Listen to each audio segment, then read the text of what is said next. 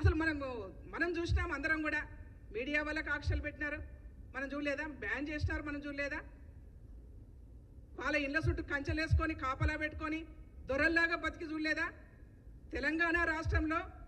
గడీల పరిపాలనకు అంతం పడితే మళ్ళీ గడీలకు సున్నాలేసుకొని పరిపాలన సాగించిన సంగతి మనం చూడలేదా ఈ రాష్ట్రంలో ధర్నాలు బంద్ రస్తారోకోలు బంద్ ఉద్యమాలు బంద్ ప్రజా పరిపాలన మీద మీరు చేస్తున్నటువంటి ప్రజా వ్యతిరేక పరిపాలన మీద ఎవరైనా మాట్లాడాలనుకుంటే మాట్లాడే అవకాశం లేకుండా చేసినారు కదా కానీ వాళ్ళ కాంగ్రెస్ పార్టీ అది చేయట్లే ప్రజాస్వామిక పరిపాలన ఇది మీరు మాట్లాడుతూనే ఉన్నారు ఇట్లనే అయిపోతుంది మీ పనిక పూర్తిగా ఫ్యూచర్లో కనుమరుగు చేస్తారు ప్రజలు మీరు అట్లా మాట్లాడుతూ ఉంటే ప్రజలు పూర్తిగా విసుగొచ్చేసి తెలంగాణ భవన్కి తాళం వేసుకునే రోజు వస్తుంది మీకు మంచిగా ఉండండి మంచిగా బతికే ప్రయత్నం చేయండి మేము మళ్ళీ చెప్తా ఉన్నాం 10 సంవత్సరాల కాలంలో ఈ రాష్ట్రంలో దోపిడీలు చేసినాం డెకాయిట్ల కన్నా పెద్ద ఎత్తున దోపిడీ చేస్తారు వీళ్ళు డెకాయిట్ల కన్నా తెలంగాణ రాష్ట్రంలో అధికారాన్ని విలకిస్తే డెకాయిట్స్ని మించిపోయినారు వీళ్ళు ఎందుకంటే కాళేశ్వరంలో దోపిడే ప్రజా సంక్షేమ పథకాల పేరు మీద దోపిడే చివరికి మనుషులు మనము ఒకరికొకరు మనసు విప్పి మాట్లాడుకోలేకుండా ఫోన్లు కూడా ట్యాపింగ్ చేసినటువంటి దుర్మార్గులు మీరు అందుకే ఇవాళ మీ మీద ఛార్జ్ షీట్లు మీ మీద ప్రజలు పెట్టినటువంటి ఛార్జ్ షీట్ల నుంచి తప్పించుకోవడానికి కోసం కాంగ్రెస్ పార్టీ ప్రజాపాలన మీద ఛార్జ్ షీట్ అని మాట్లాడతారా మీరు భారతీయ జనతా పార్టీ ఓది ఎక్కడ మేము అడుగుతా ఉన్నాం భారతీయ జనతా పార్టీ కూడా ఈ సందర్భంగా అయ్యా బీజేపీ నాయకులు మీరు ఇక్కడ ఛార్జ్ షీట్లు రిలీజ్ చేస్తూ ఉన్నారు కదా మరి భారతీయ జనతా పార్టీ పరిపాలిస్తున్న రాష్ట్రాలలో మేము ఛాలెంజ్ చేస్తూ ఉన్నాం తెలంగాణ రాష్ట్రంలో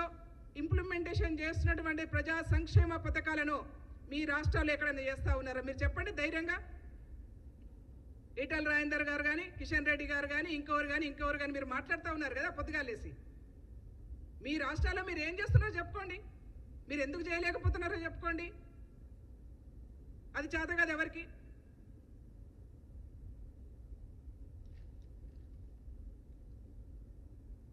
తెలంగాణ అంటేనే నీళ్లు నిధులు నియామకాలు మాట్లాడినరు ఎక్కడ పోయినాయి అవన్నీ ప్రజలకు కన్నీళ్లు మిగిల్చారు మీరు అదే ఇవాళ తెలంగాణ రాష్ట్రంలో మేము గర్వంగా చెప్పుకుంటా ఉన్నాం రైతులకు 2 లక్షల రుణమాఫీ చేసినాం మేము భారతదేశంలో ఏ రాష్ట్రంలో కూడా చేయనటువంటి గొప్ప పని రైతాంగం పట్ల చిత్తశుద్ధి ఉంది కాబట్టే 2 లక్షల రుణమాఫీ 21,000 కోట్ల రూపాయలు రైతులకు రుణమాఫీ చేసినాం మీరు చెప్తున్నారు పొద్దుగా లేస్తే అయిపోయింది రేవంత్ రెడ్డి గారు అన్ని అప్పులు చేస్తారని 52,000 కోట్ల రూపాయలు అప్పు చేస్తే 64,000 కోట్ల రూపాయలు సంక్షేమ పథకాలకు కేటాయించినాం మీరు వస్తారా చర్చకు సిద్ధమా 10 సంవత్సరాల మీ పాపాల పరిపాలనకు 1 సంవత్సరం కాంగ్రెస్ పార్టీ అభివృద్ధి పరిపాలన మీద చర్చ చేయడానికి మేము సిద్ధంగా ఉన్నాం మీరు వస్తారా చెప్పండి ఇకనైనా అబద్ధాలు చెప్పడం మానుకోవాలి నేను హరీష్ రావు గారికి ఒక వెల్విషర్గా చెప్తా ఉన్నాను మేము కూడా ఉద్యమంలో పనిచేసినాం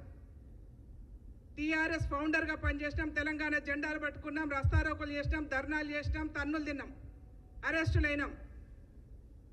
నేను హరీష్ రావు గారికి చెప్తా ఉన్నాను ఇవాళ తెలంగాణ రాష్ట్ర భవన్లో మీ తెలంగాణ భవన్లో ఎంతమంది ఉద్యమకారులు ఉన్నారో ఒకసారి మీరు వెనక్కి తిరిగి చూసుకోండి తెలంగాణ రాష్ట్రంలో ఉద్యమాలు చేస్తున్నటువంటి వాళ్ళ మీద కర్రలు పట్టుకొని అదరగొట్టి బెదరగొట్టినటువంటి వాళ్ళని మీ వెనక నిలబడ్డారు ఉద్యమాలు చేసినటువంటి వాళ్ళు ఎవ్వరు కూడా లేరు అందుకే హరీష్ రావు గారు కూడా నేను ఒక సూచన చేస్తా ఉన్నాను 4 రోజులలో నీ పరిస్థితి కూడా గదే అవుతుంది ఆ భవన్ నుంచి జాగ్రత్తగా ఉండు హరీష్ రావు మళ్ళీ ఏ పాటలకైనా నీకు రావడానికి కొంత స్కోప్ కావాలి అనవసరంగా ఇష్టం వచ్చిన మాట్లాడే పరిస్థితి తీసుకొచ్చుకోకండి ఇక తిట్ల కార్యక్రమం గురించి ఎవరు కేసీఆర్ తిట్టిన తిట్లు ఈ రాష్ట్రంలో ఎవరు తిట్లే కర్త కర్మ క్రియ ఏదైనా ఉండంటే కేసీఆర్ గారే ఈ రాష్ట్రంలో మాటలు మార్చేదానికి ఎవరైనా ఉండంటే దానికి ఆస్కార్ అవార్డు కేసీఆర్కే ఇవ్వాలి ఇందాక చెప్పినట్టుగానే ఎప్పుడు ఏం మాట్లాడతాడో కేసీఆర్కే తెలియదు చంద్రబాబు నాయుడు తిట్టిండు, సోనియా గాంధీని తిట్టిండు, నరేంద్ర మోడీని తిట్టిండు, మళ్ళీ పొగిడిన చరిత్ర కూడా ఆయనకే ఉంది. ఏదైనా నువ్వే చేయగలుగుతావు, ఏదానికైనా నువ్వే ఆద్యుడివి, దానిలో ఏం తేడా లేదు. మేము మనం చూడలేదా ఈ రాష్ట్రంలో రోజా విషయంలో? సరే సందర్భం కాబట్టి చెప్తా ఉన్నాను.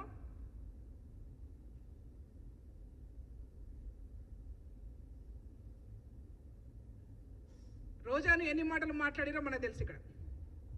అదే ఆంధ్రాకు పోయి వాళ్ళ ఇంట్లో చేపల పులుసు తిని వచ్చి బేషిండ్లు లేవు, బేషజారాలు లేవు, ఆంధ్రాకు కూడా మేము చేయగొడతామని చెప్పేసి మాట్లాడారు. ఆంధ్ర వాళ్ళకు రెడ్ కార్పెట్ వేస్తామని మాట్లాడినరు, ఆంధ్ర వాళ్ళనే రాక్షసులని మాట్లాడి. అంటే ఇట్లా చెప్తా ఉన్నా, నువ్వు చెప్పుకుంటా పోతే భారతం రామాయణం అంతా ఉంటుంది వీళ్ళ చరిత్ర అబద్ధాలలో. ఒక్కరోజుతో పొడిసేది కాదు, మీ చరిత్రనే అబద్ధాల పుట్టుకతో వచ్చినటువంటి చరిత్ర మీది. కాబట్టి మీరు జాగ్రత్తగా ఉంటే మంచిదని చెప్పేసి నేను తెలియజేసుకుంటూ, ఈ ఛార్జ్షీట్లు ఏమన్నా చేయాలనుకుంటే, విడుదల చేయాలనుకుంటే మీ పార్టీ మీద మీరు ఛార్జ్షీట్లు వేసుకోండి, విమర్శ చేసుకోండి. కానీ తెలంగాణ రాష్ట్రంలో 1 సంవత్సరాల కాలంలో అనేక అభివృద్ధి కార్యక్రమాలు చేస్తూ పోతూ ఉంటాం. ఇంకా 4 సంవత్సరాల కాలంలో కూడా అనేక అభివృద్ధి కార్యక్రమాలు చేస్తాము, ఎక్కడ కూడా తగ్గేదే లేదు. మీరు తస్మాత్ జాగ్రత్తగా ఉండండి, మీరు ఎట్లనే ఏడుస్తూ ఉండండి, మేము అట్లనే ప్రజల సంక్షేమ పథకాలు చేసుకుంటూ పోతాం. ఒక సినిమా డైలాగ్ ఉంది కదా, రేవంత్ రెడ్డి గారు